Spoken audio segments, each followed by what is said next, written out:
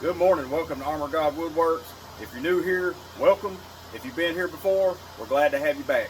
If you've been here before, you know the gist of what we do. We build cabinets, we build custom furniture, pretty much anything out of wood, we can take care of it. So today what we're doing is we're finishing up a top for a bookcase. We're going to do this a little bit different just because I don't really want to put a poly on here. I don't really want to put a top coat per se. I want something that's going to go in and absorb into the wood. The reason I like to do that is because with this being a bookcase, I know it's going to get used a lot, so it's going to scratch.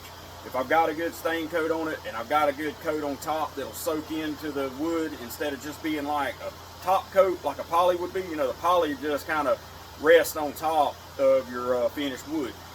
I'm going to put an oil on there. An oil is going to absorb down into the grains of this birch top that we have here. The reason I want to do that is to help eliminate scratches or make them a little less obvious, so it won't really scratch. It'll more dent the wood. If anything hits it, you know, they're going to probably be dropping books. Most of the time on bookcases they have pictures, so you got heavy picture frames that are probably going to drop down on this piece. So I just want to make sure that it doesn't leave any like scratches, or because if you scratch poly, it'll leave like a white line on it, and I really don't want to have that happen. So trying to do this a little bit better and make it a little bit easier for the customer to take care of. So what we're using is a basic mineral oil. You can pick this up. I think I got this probably at Lowe's. It's a food grade mineral oil, and you could use a tung oil, lemon oil, orange oil. You can use pretty much any kind of oil that you want to, but this is a mineral oil. It's food safe. So if somebody walked by and dropped a sandwich on this or something, you know, it wouldn't absorb any of the chemicals that's going to be in, you know, like a oil-based poly. Any water-based sealant is food safe. So just keep that in mind when you're doing stuff. If it's water-based, it is food safe. So oil is food safe. So we're good to go with this. It's just a plain mineral oil. So anyways, it doesn't really take a whole lot to do this. And so we just pour a little bit on the top. And I've sanded it down to 800 grit so it's nice and slick. Put the oil on it, and we'll oil the face, oil the top, and everything. And I've already got one over here that's finished, and so whenever we get done oiling this one, I'll take you over there and let you see what it looks like. It leaves a little bit of a sheen on it, but it's not going to be overbearing as far as making it look like a piece of plastic. It's not going to be super shiny, but it's not going to be as shiny as my cabinets. My cabinets are a 30 sheen that's going on top of this, and that's our standard spray that we use here, which will be about equivalent to maybe a semi-gloss if you were using a latex paint. But we use a lacquer 30 sheen, so that's about the same as a semi-gloss latex paint. So you don't have to do anything to this. You don't have to shake it or anything. You just open it up and just make sure you got a nice rag. And we don't use anything but like this t-shirt material.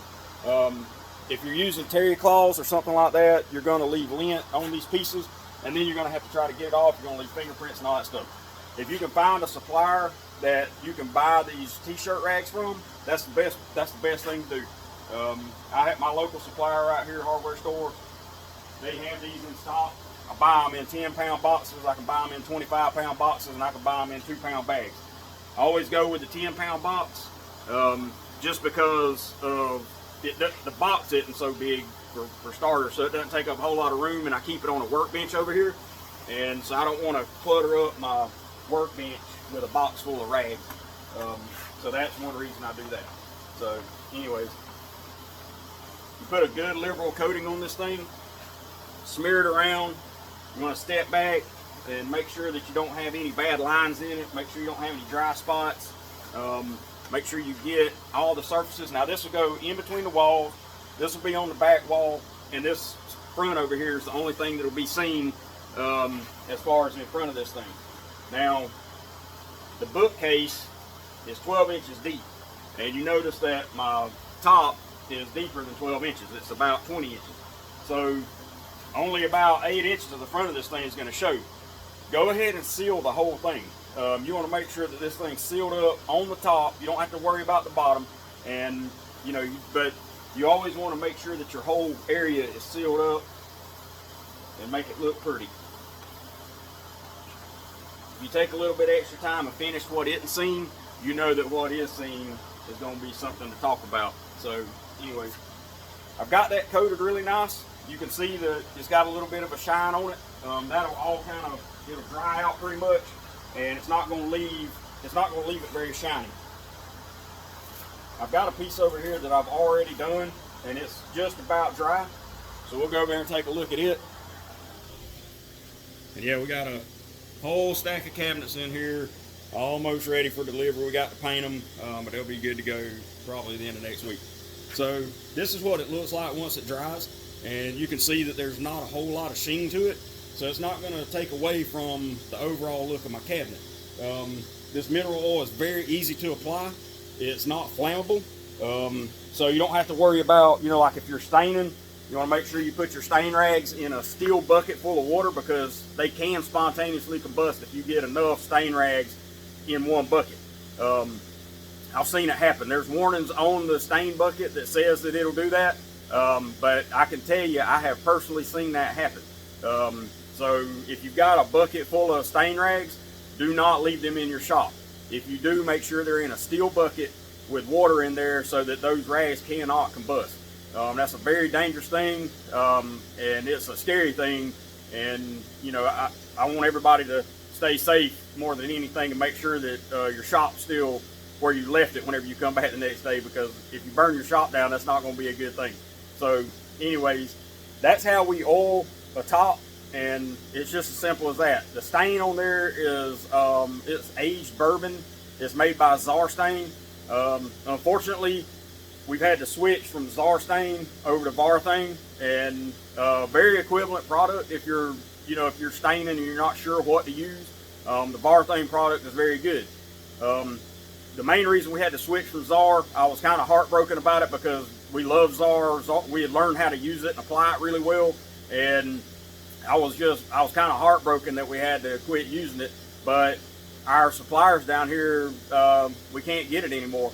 I've contacted Zar. We can order it through their website. We can order it off Amazon, but I can't go down to my local hardware store and pick up a sample. I have to order it by quarts, and you know, I've got to have samples here so that people can look at them, and so that I'm not, you know, purchasing these big quarts of stain that I'm never going to use if people don't like it.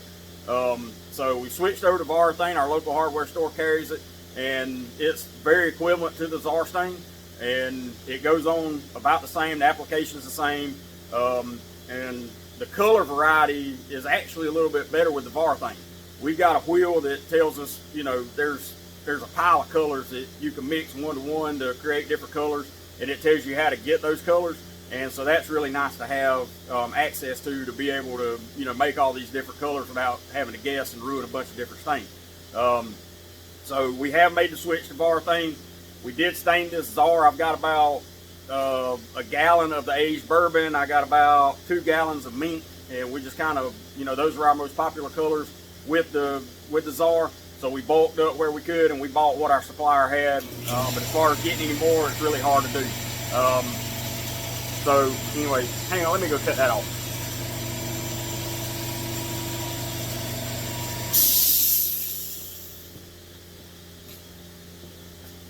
So if you're looking at different kind of stains to use, you know, the Varthane goes on very smooth. It doesn't leave any lines. If you stop and start back, you can work it all out, and you're not going to have any rag marks in it. You don't have any drag marks, and so it works out really nice. And the coating that you can put on there, you know, it'll absorb it. It's not a top seal coat. It's an absorbent stain, but it's like a gel stain, so you can solid color something with this stain if you put it on there thick enough. So keep that in mind. You can double up on your application, and it'll darken it. So you know, just keep all those things in mind when you're working with stain. But if you're looking at a good stain product, Varthane is a really good one, and we've been really pleased with the outcomes of everything we've stained with it.